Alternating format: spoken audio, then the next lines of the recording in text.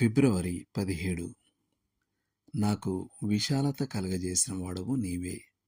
కీర్తన 4:1. నిమ్మళమైన సముద్రాలు గొప్ప నావికుణ్ణి చేయలేవు అనేది నిజం. కష్టాల ద్వారా మనం సహనాన్ని పెంపొందించుకుంటాం. ఒత్తిడి ద్వారా మనం విస్తరిస్తాం. ప్రపంచంలోని మేధావులు కూడా కష్టాలకు విద్యాపరమైన విస్తృత విలువలున్నాయని గుర్తించారు. చార్ల్స్ కెటరింగ్ ఒకసారి ఇలా అన్నారు: సమస్యలు అభివృద్ధికి చెల్లించే వేళ. నాకు సమస్యలు తప్ప మరేమీ తీసుకురావద్దు. మంచి వార్తలు నన్ను బలహీనపరుస్తాయి. కానీ ముఖ్యంగా క్రైస్తవ ప్రపంచంలో పరీక్షల వల్ల వచ్చిన లాభాల గూర్చిన అనేక సాక్ష్యాలు ఉన్నాయి. మనం చాలా చదువుతూ ఉంటాం, వింటూ ఉంటాం. బాధపడడం గడిచిపోతుంది, కానీ బాధపడిన అనుభవం శాశ్వతంగా నిలిచిపోతుంది. కవి ఈ నిర్ధారణను జోడిస్తాడు: వెలుగు సంబంధుల మధ్య ఆనందంగా గానాలు పాడేవారు తమ మధురమైన సంగీతాన్ని నేను దాన్ని ముందు రాత్రే నేర్చుకున్నాను అని జ్ఞాపకం ఉంచుకుంటారు.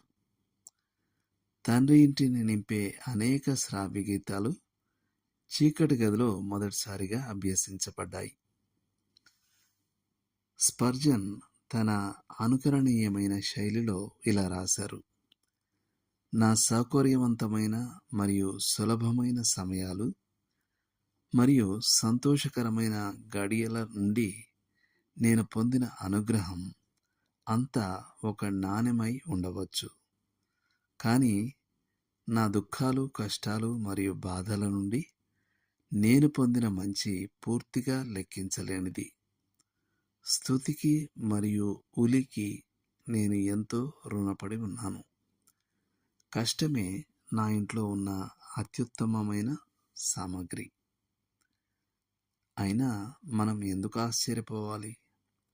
హెబ్రీ పత్రిక రాసిన పేరులేని రచయిత మనకు ఇలా చెప్పలేదా? మరియు ప్రస్తుతమందు సమస్త శిక్షయు దుఃఖకరంగా కనబడునే గాని సంతోషకరంగా కనబడదు. అయినను దానియందు అభ్యాసం కలిగిన వారికి అది నీతి అను సమాధానకరమైన ఫలమిచ్చును. హెబ్రీ 2:11. దేవుడు మిమ్మును దీవించును గాక. ఆమేన్.